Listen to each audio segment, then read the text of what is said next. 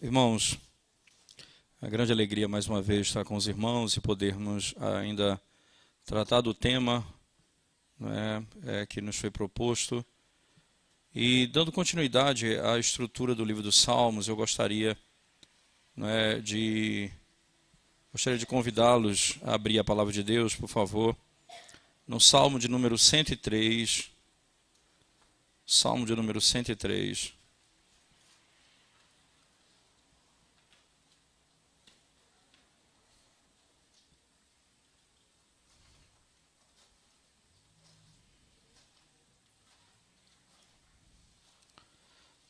Diz assim a palavra de Deus, irmãos.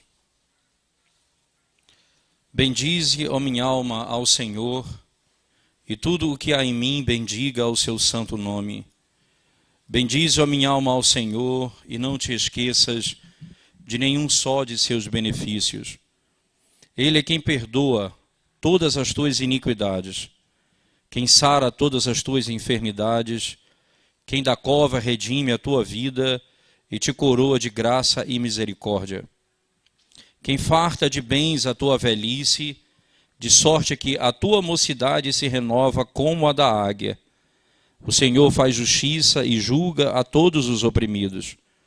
Manifestou os seus caminhos a Moisés e os seus feitos aos filhos de Israel. O Senhor é misericordioso e compassivo, longânimo e assaz benigno. Não repreende perpetuamente, nem conserva para sempre a sua ira, não nos trata segundo os nossos pecados, nem nos retribui consoante as nossas iniquidades. Pois quanto o céu se alteia acima da terra, assim é grande a sua misericórdia para com os que o temem. Quanto dista o oriente do ocidente, assim afasta de nós as nossas transgressões. Como um pai se compadece de seus filhos, assim o Senhor se compadece dos que o temem, pois Ele conhece a nossa estrutura e sabe que somos pó.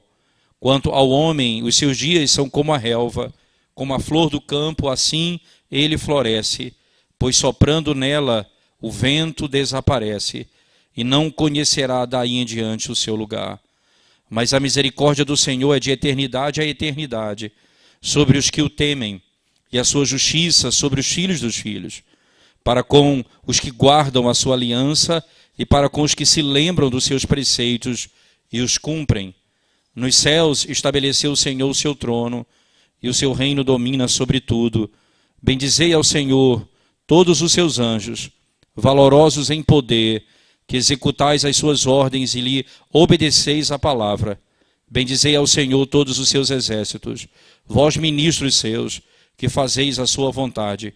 Bendizei ao Senhor, vós, todas as suas obras, em todos os lugares do seu domínio. Bendize, ó minha alma, ao Senhor. Amém. Vamos orar mais uma vez, vamos à presença de Deus. Senhor, quando abrimos a Tua palavra nessa noite mais uma vez para ouvirmos a Tua voz, nós clamamos ao Senhor que nos ajude, nos capacite, nos habilite, e possa desvendar os nossos olhos para contemplarmos as maravilhas da Tua lei. Pedimos isso em nome de Jesus, no poder da obra do Espírito Santo que opera em nós, nos dando entendimento da Tua verdade. Em nome de Jesus. Amém. Irmãos, nós só trazendo à nossa memória o final do livro 3, lembrando que o Salmo é dividido em 5 livros, nós já vimos isso ontem. O Salmo vai do livro 1, que é do verso 1 ao 41. Aí depois você tem os Salmos que vão do 42 até o 72. E aí o livro 3 do 73 até o 89. Depois o 90 até o 106. E depois o 107 até o 150. Então, o primeiro livro ele é chamado, o que se chama de exatamente o período da confrontação. Os inimigos que vêm particularmente contra Davi. O livro 2, ele trata da comunicação, os inimigos estrangeiros que vêm sobre eles e a obra de Deus sendo manifestada e a proclamação sendo anunciada a todos. O terceiro livro é o Israel dentro do cativeiro, tanto assírio como babilônico. Não é? E o livro 4 é o período de maturação, isto é, Israel ainda no cativeiro, sendo chamado a refletir sobre as verdades que eles conheciam, a doutrina que eles conheciam e como eles devem aplicar isso hoje. Como que o ensinamento que eles aprenderam com seus pais agora tem efeito na vida deles no meio do período do cativeiro babilônico, quando a sua estrutura como nação foi completamente perdida. Se nós voltarmos, por exemplo, para o último livro, para o último salmo do livro 3, por favor, que está lá no Salmo 89.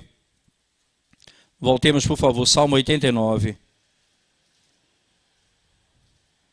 Aí você se depara especificamente no finalzinho da narrativa, melhor, no finalzinho do Salmo, ele diz assim, podemos pegar a partir do verso 46, ele diz: até quando, Senhor, esconder-te-ás para sempre?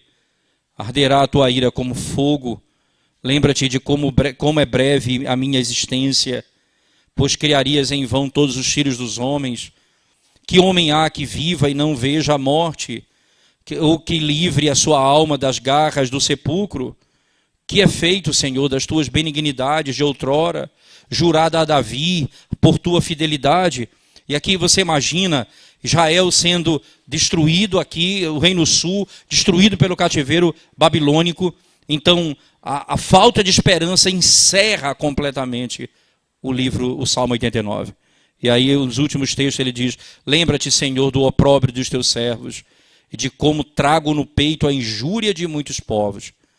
Com que, Senhor, os teus inimigos têm vilipendiado, sim, vilipendiado os passos do teu ungido. Bendito seja o Senhor para sempre. Amém e amém. E é exatamente assim, nesse tom, que o livro 3 encerra, não é? O tom em que ele pede a Deus: Senhor, lembra do que o Senhor prometeu a Davi, teu servo. Lembra das tuas promessas, Senhor. Não te esqueças de nenhuma delas. É interessante que o livro 4, que começa com o Salmo 90, queria que você acompanhasse comigo no processo da leitura, não é? E você vai ver que o livro 4 começa com o Salmo de Moisés. Isso é bem interessante, não é? É o Salmo de Moisés. O primeiro Salmo do livro 4 é o Salmo de Moisés.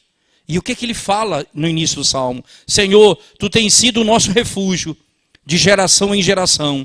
Antes que os montes nascessem e se formasse a terra e o mundo, de eternidade a eternidade, tu és Deus. Tu reduzes o homem ao pó e dizes: tornai filhos dos homens. Pois 1000 anos aos teus olhos são como o dia de ontem que se foi e como a vigília da noite. Tu os arrastas na torrente, são como um sono, como a relva que floresce de madrugada.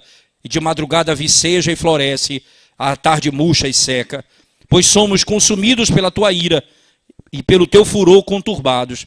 Diante de ti pusestes as nossas iniquidades, e sobre a luz do teu rosto os nossos pecados ocultos. Pois todos os nossos dias se passam na tua ira. Acabam os nossos anos como um breve pensamento. Os dias da nossa vida sobem a 70 anos, ou havendo vigor a 80. Neste caso, o melhor deles é canseiro e enfado, porque tudo passa rapidamente e nós voamos. E é interessante você pensar, não é? Porque 70 anos, pense que aqui foi exatamente o período do cativeiro babilônico, o período que durou o cativeiro. Então imagina que ele não está simplesmente falando do período de vida na terra, mas do período que eles estão sofrendo.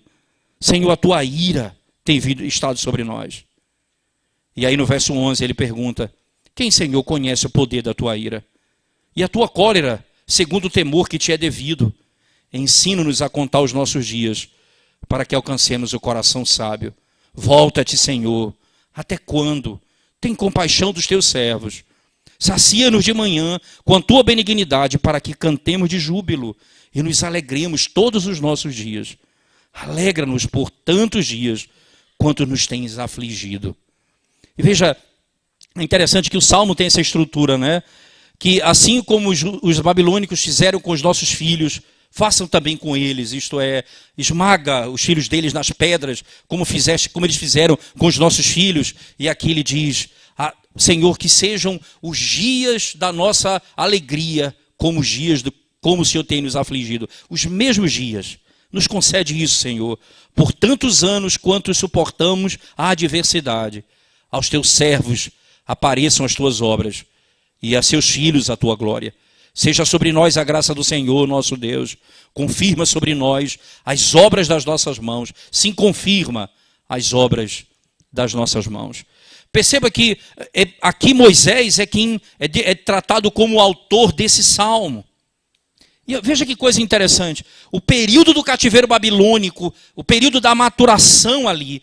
Quem é o primeiro, qual é o primeiro salmo que dá entrada a esse período? De Moisés. Por que Moisés? Porque eles vão trazer à memória o que Deus fez no Egito com o seu povo, que passou 400 anos oprimido, e Deus os liberta. Veja, ele diz: Senhor, a tua fidelidade dura para sempre. A tua misericórdia é de geração a geração. Vocês entendem, irmãos, qual a importância aqui, já de maneira direta, você usar a história da própria redenção. Como que a história do povo de Deus é a minha história? Como que pode isso acontecer? O povo que está agora no cativeiro, assim como também Daniel e os seus amigos na cova, Daniel e os seus amigos ali no cativeiro babilônico e na Medo-Persa, no período Medo-Persa também, você vai encontrá-los também falando acerca do que eles devem aos seus pais, trazendo à memória uma história que aponta para o fato inequívoco, que aquilo que Deus fez com Israel no Egito, exatamente a verdade do que ele faz com o seu povo em toda a história. Ele arranca o seu povo da escravidão por causa do pecado e os liberta de lá. Onde encontrariam esperança se eles haviam quebrado a lei e estavam ali porque eram pecadores? A lei estava punindo eles e Deus os estava disciplinando.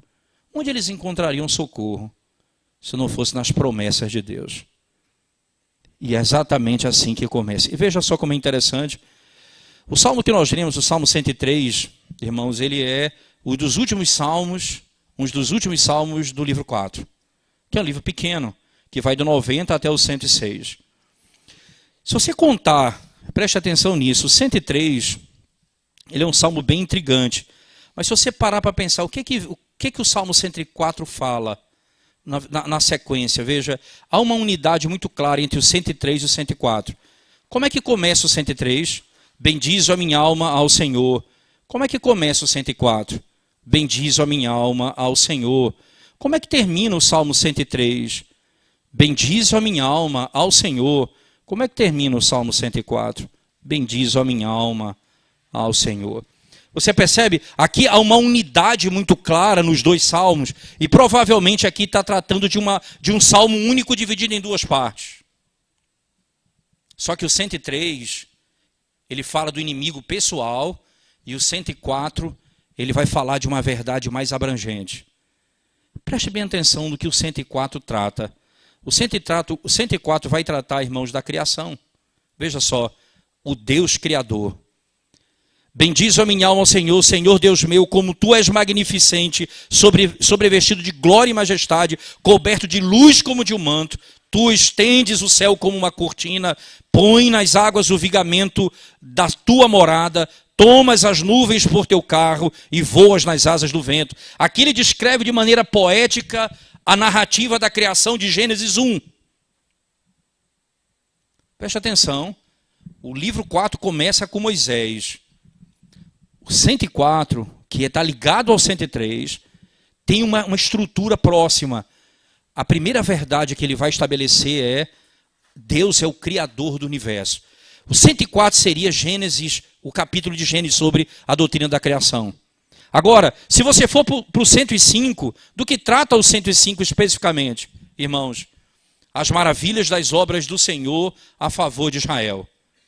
O que é exatamente isso, irmãos? Rendei graças ao Senhor, invocai o seu nome, fazei conhecidos entre os povos os seus feitos, cantai-lhe salmos, narrai todas as suas maravilhas, gloriai-vos no seu santo nome, alegre-se o coração dos que buscam o Senhor, buscai o Senhor e o seu poder, buscai perpetuamente a sua presença, lembrai-vos das maravilhas que fez, dos seus prodígios e dos juízos dos seus lábios. Vós, descendentes de Abraão, seu servo, vós, filho de Jacó, seus escolhidos, ele é o Senhor nosso Deus, e os seus juízos permeiam toda a terra. Lembra-te perpetuamente da sua aliança, da palavra que empenhou para 1000 gerações, da aliança que fez com Abraão, do juramento que fez a Isaque, o qual confirmou a Jacó por decreto e a Israel por aliança perpétua. Aqui, diretamente, o Senhor está descrevendo a libertação do cativeiro egípcio. Por favor, no versículo 18 em diante, ele diz assim, não é? Vamos pegar do 17 em diante, ele diz, não é? Vamos pegar o 16, porque ele fala das pragas já no 16. Ele diz, fez vir fome sobre a terra e cortou os meios de se obter pão. Adiante deles enviou um homem, José, vendido como escravo, cujos pés apertaram com grilhões, e a quem puseram com ferros, até cumprisse a profecia a respeito dele, e tê-lo provado a palavra do Senhor. O rei mandou soltá-lo, o potentado dos povos, e pôs em liberdade. Constituiu o Senhor de sua casa, e mordomo de tudo o que possuía, para a seu talante sujeitar os seus príncipes, e aos seus anciãos ensinar a sabedoria. Então Israel entrou no Egito, e Jacó peregrinou na terra de Cã.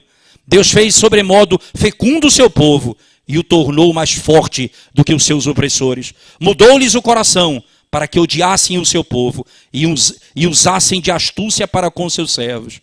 E lhes enviou Moisés, seu servo, e Arão, a quem escolhera, por meio dos quais fez entrar eles os seus sinais e maravilhas na terra de Cã. Enviou trevas, e tudo escureceu, e Moisés e Arão não foram rebeldes à sua palavra. Ora, se você ler todo o Salmo 105, ele vai tratar da libertação. Veja, o Salmo 104 é a criação, o Salmo 105 dos patriarcas até a libertação do cativeiro egípcio. Então, 105, que período é essa história? Você pode pegar patriarcas até Êxodo. Libertação do cativeiro egípcio. E o 106 trata do quê, irmãos? Os pecados de Israel no deserto, que vai de Êxodo a Deuteronômio. Que vai de Êxodo a Deuteronômio. Preste bem atenção.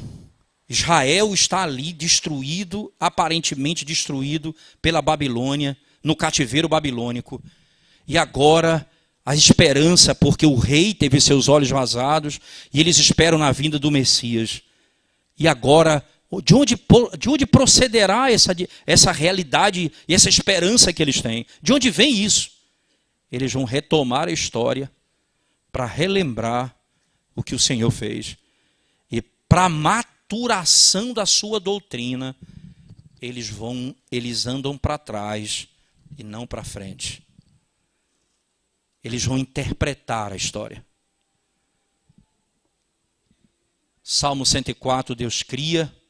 Salmo 105, dos patriarcas, a libertação do Egito. Salmo 106, do Êxodo até Deuteronômio.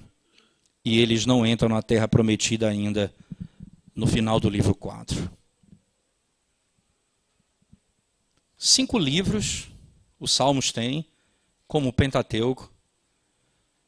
E o 4 livro que fala do cativeiro usa como exemplo o cativeiro egípcio, como padrão para o cativeiro babilônico. Como se usa essa história? Qual é a lógica estabelecida aqui? Qual o papel do Salmo 103 em tudo isso, irmãos? Como é que Israel vai encontrar esperança agora? Daí você vai entender que o Salmo 103, eu queria que você agora voltasse comigo para ele, que é o salmo que nós vamos trabalhar um pouco mais detalhado agora, para compreendermos o que significa aqui. Só 3 salmos nesse livro 4 têm autoria, pelo menos descrita. É interessante isso. 2 de Davi, e um outro autor, mas aqui especificamente é Davi. Veja que coisa interessante. A história que o Salmo está contando no cativeiro babilônico, ele está pegando, o primeiro salmo é Moisés dizendo, de eternidade a eternidade, tu és Deus. A tua misericórdia, Senhor, não tem fim. A tua obra por nós é plena e perfeita. Se o Salmo 104 termina, se o Salmo 104, 105, 106 terminam descrevendo os pecados de Israel, você entende por que o 103 ele é o que antecede todos esses. Bendize a minha alma ao Senhor, e tudo o que há em mim bendiga o seu santo nome. Não te esqueças de nenhum só dos seus benefícios. Qual o primeiro benefício? É Ele quem perdoa as nossas iniquidades. Você percebe que o salmista, então, antecedendo toda essa história, e aqui de maneira impressionante, porque só 3 desses salmos do livro 4, só 3 têm autoria, 2 têm autoria de Davi, e especificamente o 103 é dito Salmo de Davi. É óbvio que Davi não viveu no cativeiro babilônico, é óbvio que esse salmo não foi escrito no cativeiro babilônico, é óbvio. Mas o que está sendo dito aqui é que o Salmo de Davi é a reflexão do período babilônico para compreender o que Deus estava fazendo. E como Davi pode contar essa história? 2 histórias são importantes. Eu queria rapidamente que você abrisse sua Bíblia comigo, lá no livro de Êxodo, no capítulo 32 a 34. Nós não vamos ler, obviamente, toda a narrativa, porque não é papel nosso agora trabalhar toda a narrativa. Mas o texto específico de Êxodo, no capítulo 32 a 34, ele trata de uma história muito conhecida nossa, que é chamada o pecado da construção do bezerro de ouro. Quando Israel comete um dos pecados mais graves da história, e eles estavam ali a ponto de serem devorados e destruídos por Deus. Deus disse a Moisés, no início do capítulo 32, depois que o pecado deles é revelado, Deus disse, sai da minha frente, porque eu vou destruir esse povo a uma e vou fazer de você uma grande nação. O pecado que eles cometeram ali foi gravíssimo, e essa é a linguagem utilizada pelo Senhor. De modo bem claro, o pecado deles é muito grave. Moisés então intercede a partir no finalzinho, você vai ver do verso 1 a 5 a narrativa, não é? Depois você vai ter Moisés intercedendo por ele, pelo povo. E Moisés intercede com 2 fundamentos. O pacto que ele fez com Abraão, Isaque e Jacó, e por causa da glória do nome dele, Senhor, eles vão dizer que o Senhor não é todo poderoso, o Senhor os tirou da terra do Egito, mas não tem poder de levá-los até a terra prometida. O Senhor vai destruí-los por isso. É esse o pecado. E aí o Senhor, então, vai exatamente descrever que vai perdoar o pecado do povo. Na sequência do capítulo 33, ele vai exatamente dizer isso. Ora, se você prestar atenção, irmãos, no verso 6 e 10, não é? No verso 6 e 10 do texto específico de Êxodo, do Salmo 103, não desmarque Êxodo, mas o 6 e 10 diz assim, o Senhor faz justiça e julga todos os oprimidos, manifestou os seus caminhos a Moisés e os seus feitos aos filhos de Israel. Veja, o Salmo 103, Davi diz, ele manifestou os seus caminhos a Moisés. Que caminho é esse? Êxodo 33, verso 13. Você vai ler lá, Êxodo 33, 13. Moisés ora dizendo, mostra-me agora, Senhor, os teus caminhos. Mostra-me agora, Senhor, os teus caminhos. Que coisa interessante. Ora, quem é que está fazendo, quem está cantando esse salmo? Davi. E ele faz referência ao que Deus fez com Moisés e o povo no deserto. Moisés, o rei de Israel, Davi, o rei de Israel, que está vivendo num contexto provavelmente de um grande pecado que ele havia cometido, e o juízo de Deus estava vindo sobre ele e ia destruí-lo. Então ele faz menção de como Deus se revelou a Moisés nos dias em que ele ia também destruir Israel por causa dos seus pecados. Ele faz menção. Mostra-me, Senhor, os teus caminhos. Verso 13. E é interessante, irmãos, você vai perceber que na sequência, voltando lá para Êxodo 33, por favor, voltemos lá para o nosso texto específico. Êxodo 33, deixa eu só abrir rapidamente aqui para nós lermos esse texto juntos, que é bem importante, é bem interessante para a compreensão nossa. Êxodo 33, logo na sequência do verso 13, ele diz assim: agora, pois, se achei graça aos teus olhos, rogo-te que me faças saber neste momento o teu caminho. Veja, exatamente a mesma expressão que Davi usou lá no Salmo 103. Mostrou os seus caminhos a Moisés. E Moisés rogou a Deus: mostra-me o teu caminho. E veja o que é que Deus vai mostrar a ele, irmãos. Se achei graças, mostra-me o teu caminho, para que eu te conheça e ache graça aos teus olhos, e considera que esta nação é teu povo. Respondeu-lhe: a minha presença irá contigo, eu te darei descanso. Então lhe disse Moisés: se a tua presença não vai comigo, não nos faça subir desse lugar, pois como se há de saber que achamos graça aos teus olhos, e eu e o teu povo? Não é porventura em andares conosco, de maneira que somos separados, eu e o teu povo, de todos os povos da terra? De todos os povos da terra. Não é exatamente assim que nós somos diferenciados do mundo? Não é porque nós vamos entrar na terra prometida, não. Porque Deus disse: vocês vão à terra prometida, eu vou mandar um anjo para conduzi-los. Moisés disse: o que é a terra prometida, Senhor, sem a tua presença? Se o Senhor não for conosco, nós não sairemos daqui. O que é o céu sem o Senhor?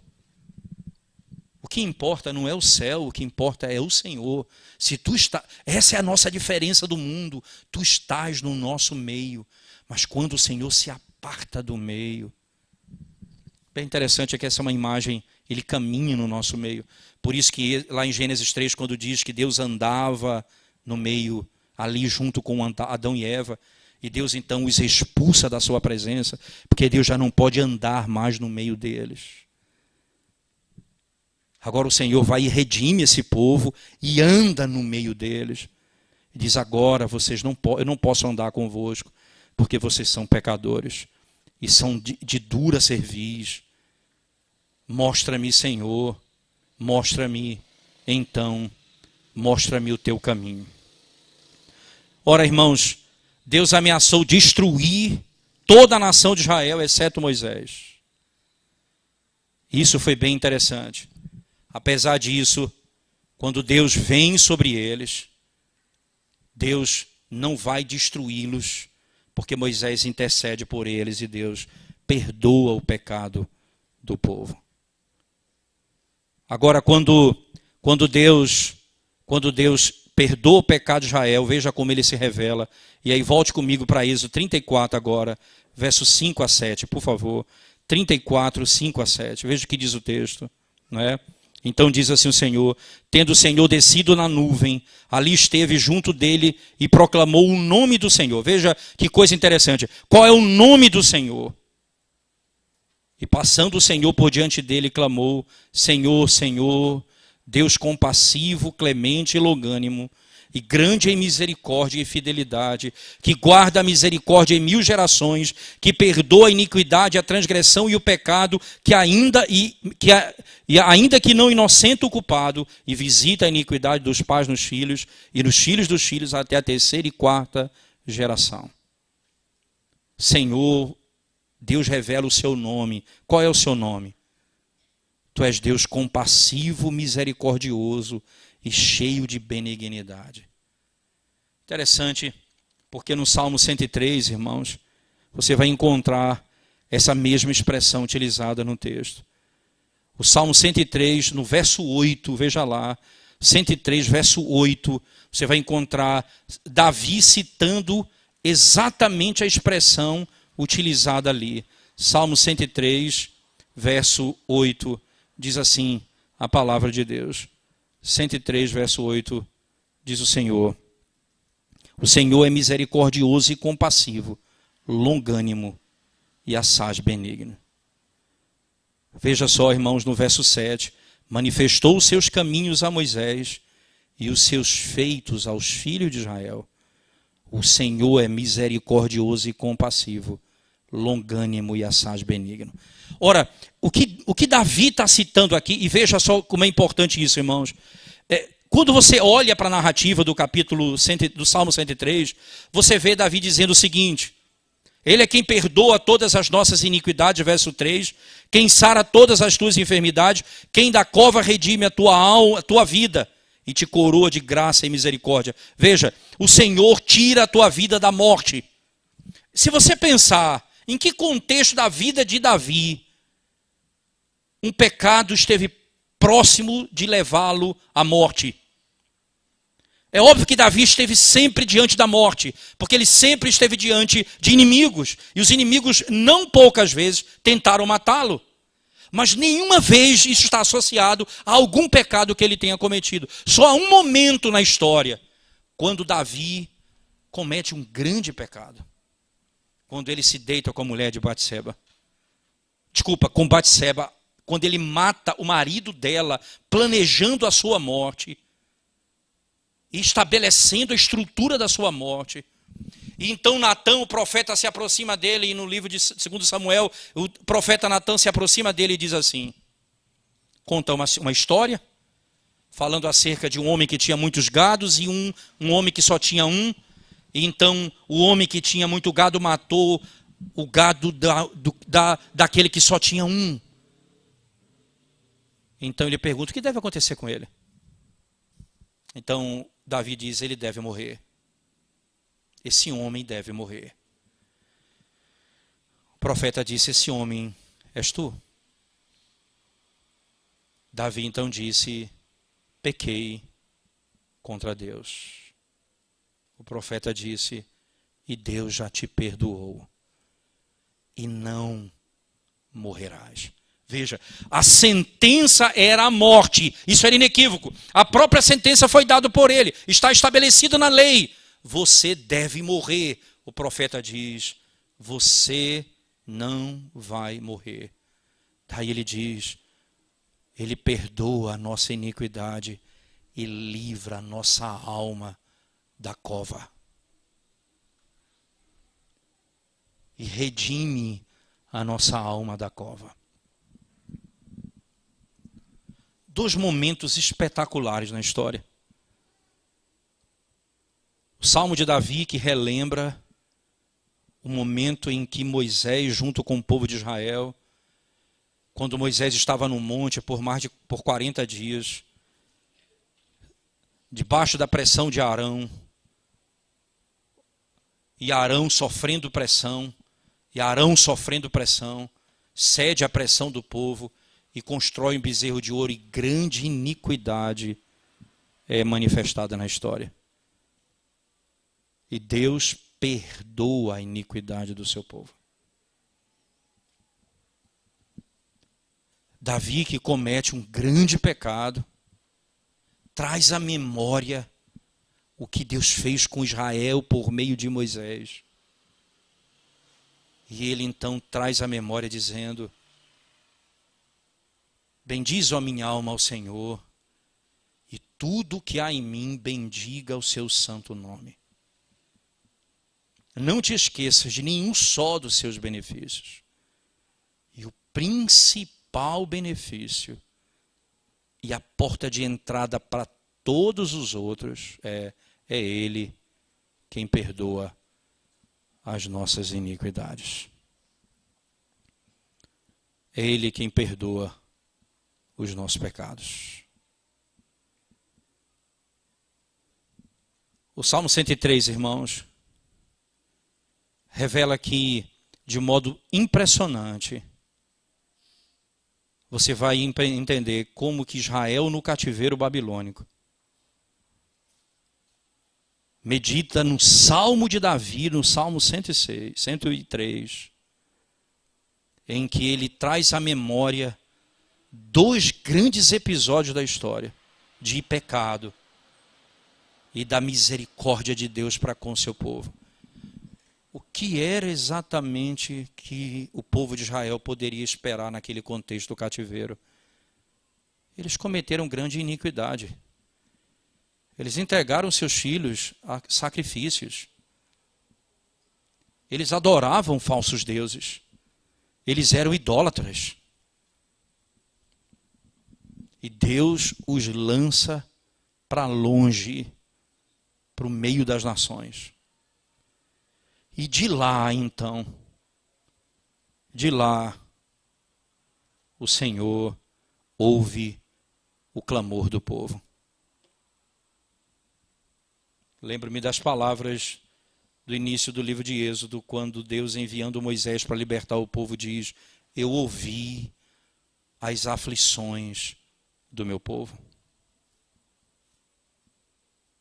E diz o texto de Deuteronômio capítulo 4, quando o Senhor diz assim: se acaso vocês pecarem contra mim, praticando a idolatria, veja, é interessante, lá em Êxodo 4 ele vai dizer isso: se vocês adorarem outros deuses, fazendo imagem de escultura, então eu vou espalhá-los pelas nações. Ele diz: e lá vocês vão adorar deuses feitos por mãos de homens. Mas se de lá, diz o Senhor, vocês me buscarem de todo o coração, Deuteronômio 4, você vai ler isso na sequência, ele diz: se vocês me buscarem de todo o coração, então eu ouvirei as suas orações. Você entende que aqui, nesse exato momento, veja, lá na história do cativeiro babilônico, essas verdades são extraídas de verdades históricas fundamentais. O que Deus fez com Moisés, com Israel, e o que Deus fez com Davi, perdoando o seu pecado. E aí, entende, irmãos, como são as coisas interessantes? Eles vão entender a causa de tudo.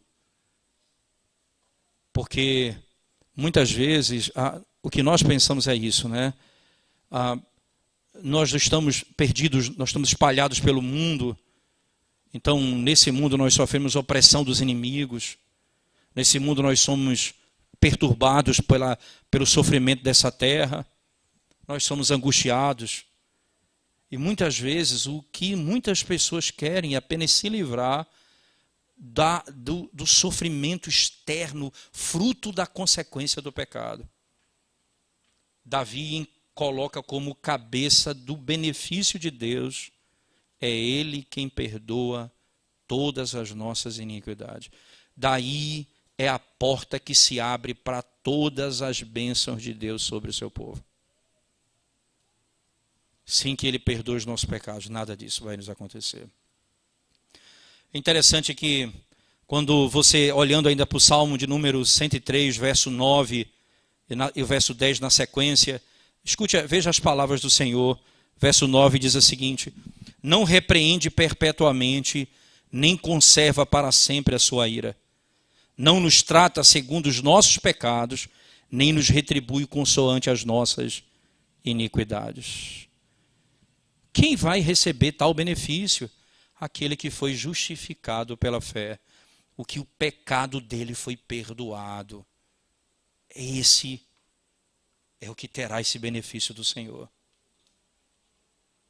Entenda, irmãos, um único pecado, o menor deles, sem ter sido perdoado pelo Senhor, ele é suficiente para me lançar no inferno e me fazer sofrer todas as mazelas nesse mundo e na vida vindoura.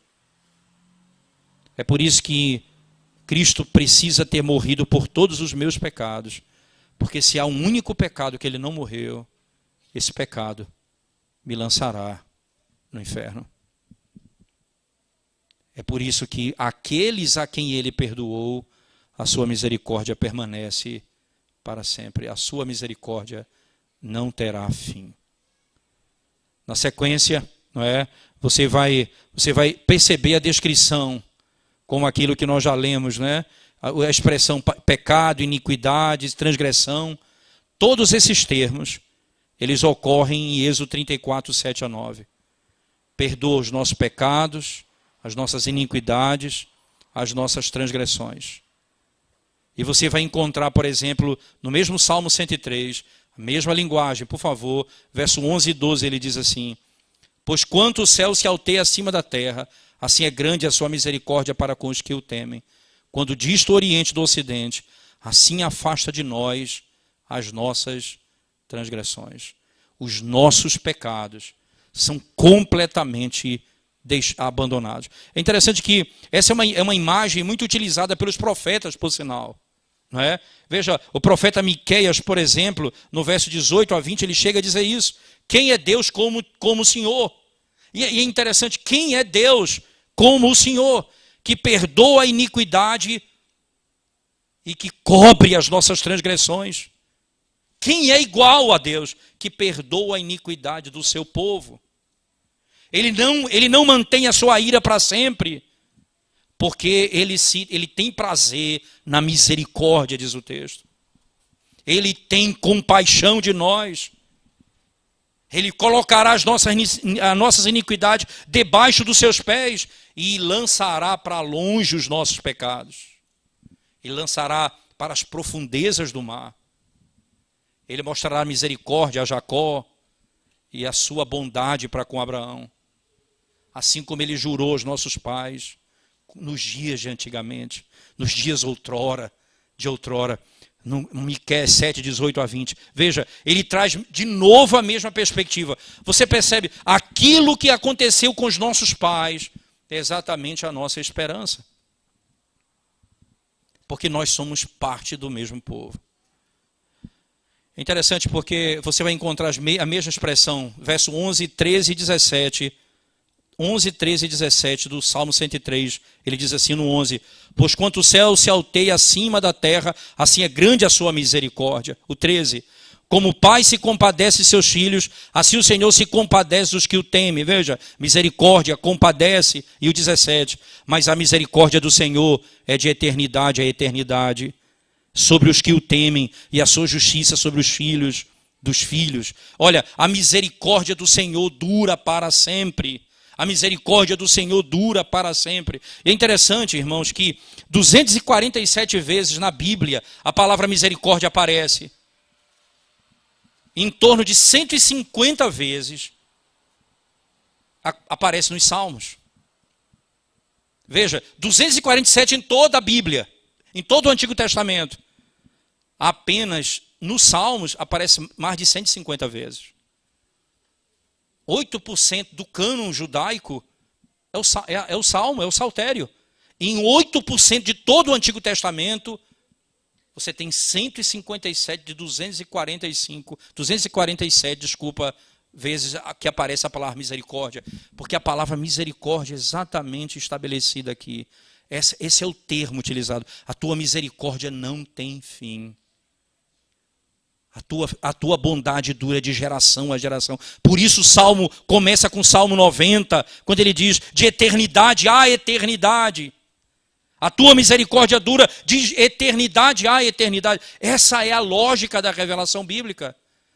E essa é a esperança do povo. Agora, como que isso se torna meu e seu? Como que essa esperança é minha e sua? Você vai encontrar em Paulo dizendo aos Gálatas, por exemplo, nós que cremos em Cristo, nós somos filhos de Abraão. E essa é a maneira pela qual as promessas que Deus fez a Abraão chegam a nós. Veja, as promessas que Deus fez a Abraão são nossas quando nós cremos em Cristo. As mesmas promessas são nossas. Ora, não apenas as promessas, mas a história é nossa. Então nós contamos a história de Israel no cativeiro como sendo a nossa história. Nós contamos o perdão do pecado de Davi como sendo a nossa história. Ora, de onde Paulo extrai a doutrina da justificação pela fé? Da história de Abraão, Romanos 4, e da história de Davi, Salmo 32. Exatamente dessa história. É daí que vem o fundamento da nossa esperança. E é nessa história, que agora é nossa história, que nós contamos aos nossos filhos. Nós que cremos no Senhor, nós temos a mesma esperança que Israel teve nos dias em que Deus esteve pronto para destruí-los. que Davi teve quando a morte bateu à sua porta por causa do pecado, do que a nação de Israel teve quando foi lançada para o cativeiro e adorava falsos deuses. Qual é a esperança que nós temos?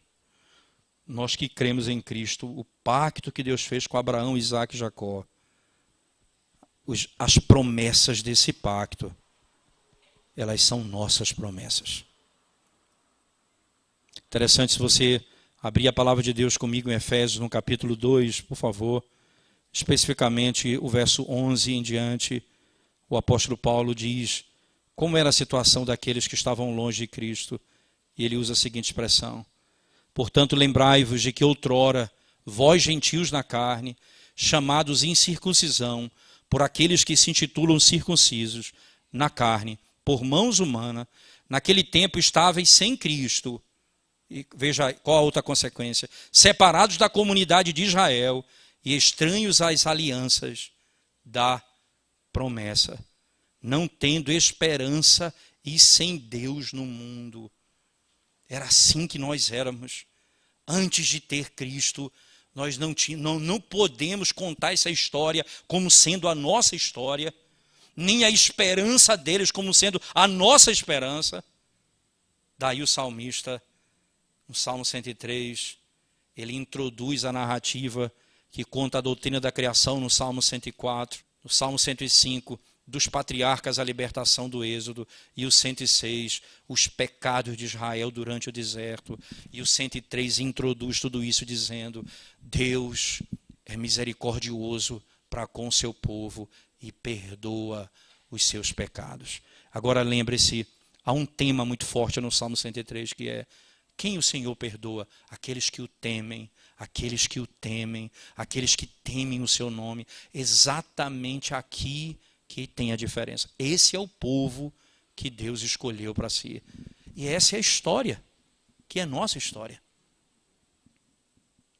Isso muda até a nossa maneira de contar a história, irmãos.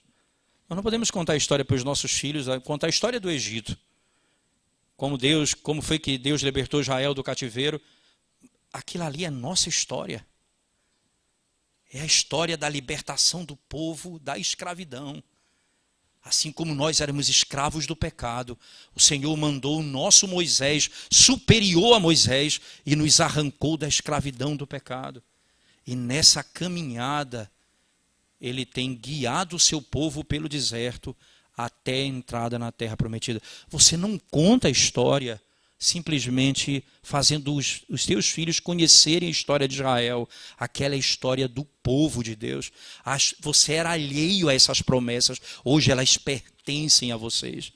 Vocês não estavam debaixo do pacto, agora vocês estão debaixo do pacto.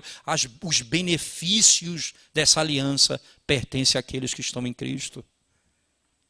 E exatamente esse é o legado que nós deixamos para os nossos filhos. A história do povo de Deus.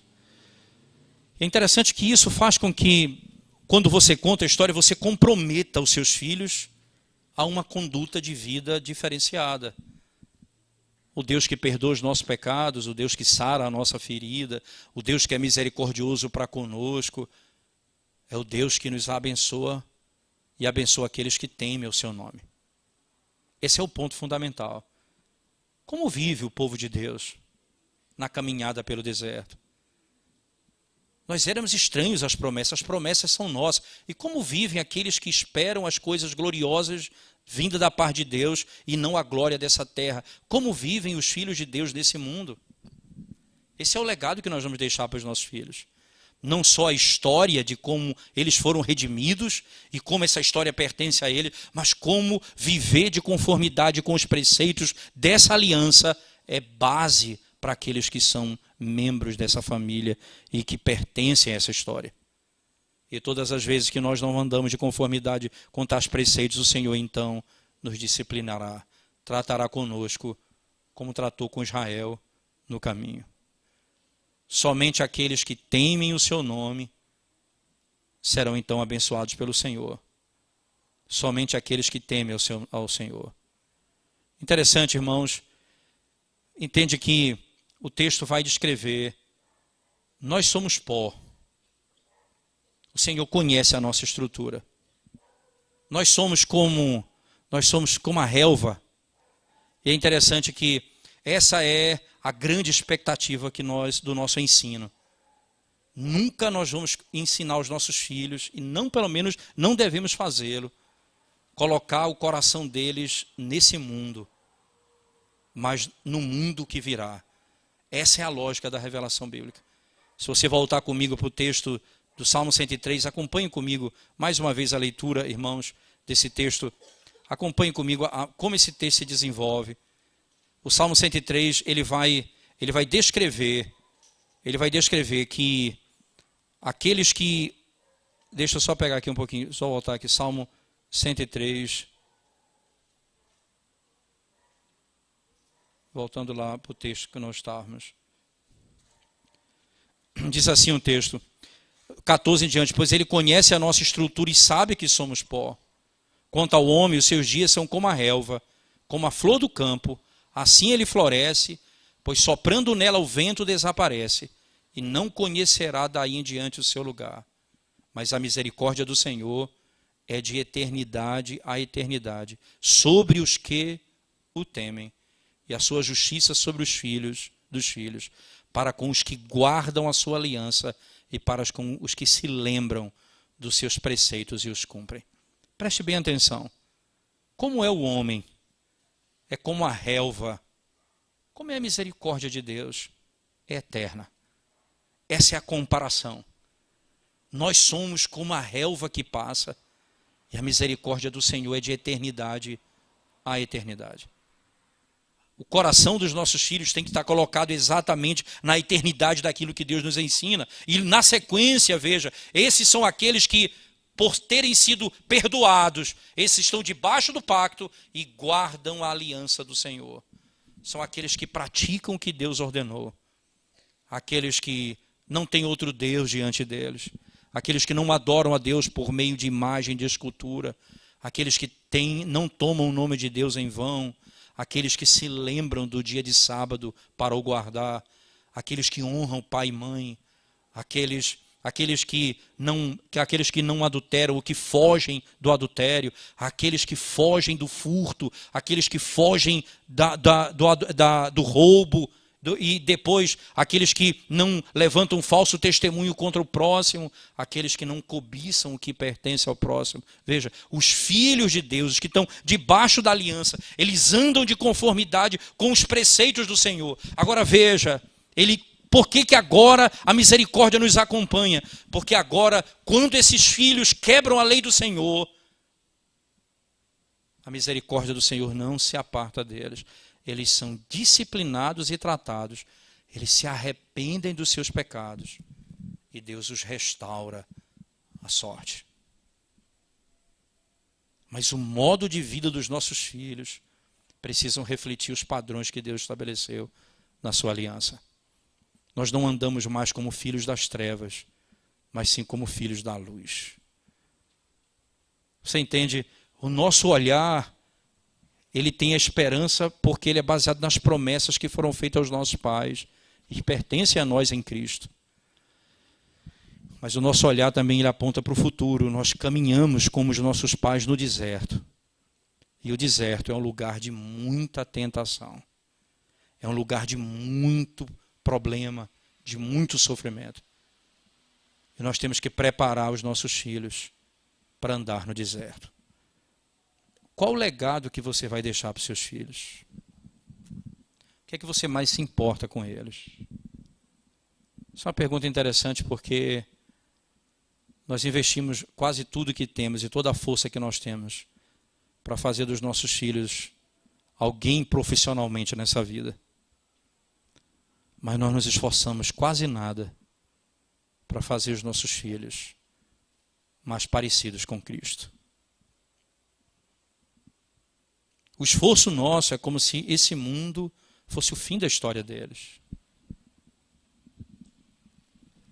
E essa é a grande luta num mundo tão complexo como o nosso. Eu tento dizer isso aos meus filhos. Meu filho mais velho, que está fazendo engenharia da computação. Eu digo a ele, dizia a ele antes dele entrar na faculdade, eu não me importo honestamente. Isso nas conversas que nós tínhamos quando eu ia levá-lo e buscá-lo da escola, nós vinhamos conversando, dizia, eu não me importo honestamente se você vai ser um médico, se você vai ser um engenheiro, se você vai ser um gari. Não é isso que está no meu coração. Minha maior preocupação é que você seja um homem que tema a Deus e que conheça o Senhor de todo o coração. Porque se você temer ao Senhor, o que você for nessa vida, você vai ser com ética, você não vai ganhar dinheiro com desonestidade, você vai fazer aquilo que glorifica a Deus. E a única coisa que importa é você temer a Deus. Não adianta você ganhar um título de uma universidade e perder sua fé. Não adianta. Daí, veja que o nosso trabalho é muito sério. Treinar os nossos filhos e deixar um legado para eles.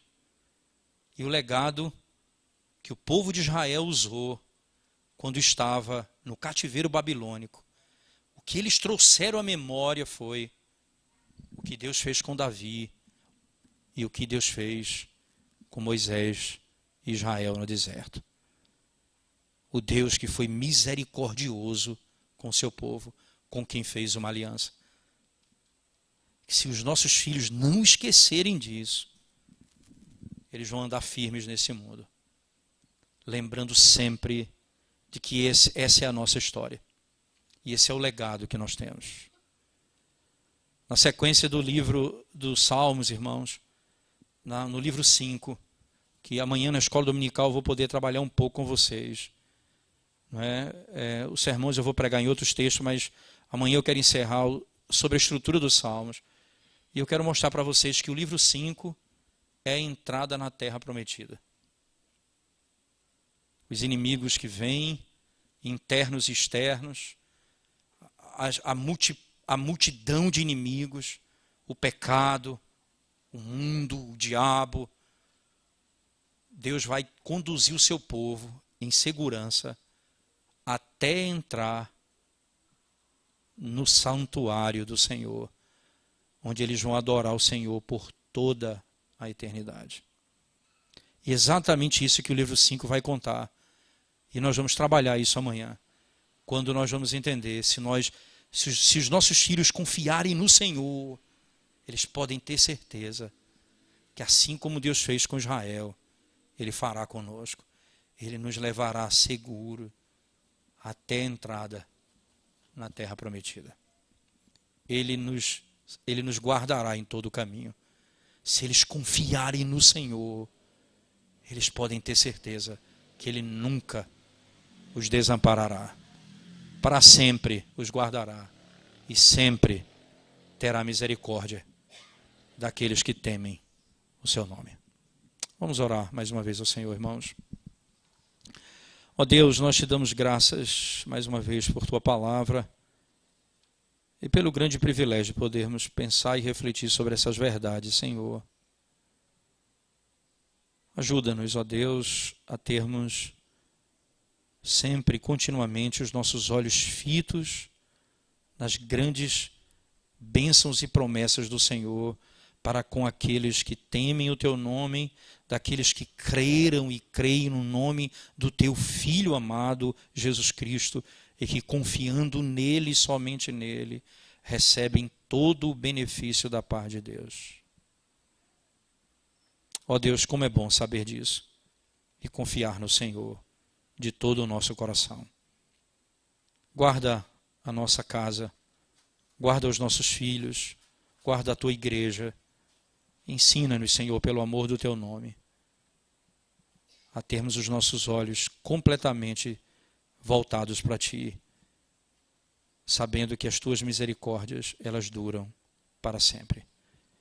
E é por causa dela que nós não somos consumidos. E é por isso que vamos chegar até o fim. Em nome de Jesus, nós te damos graças. Amém.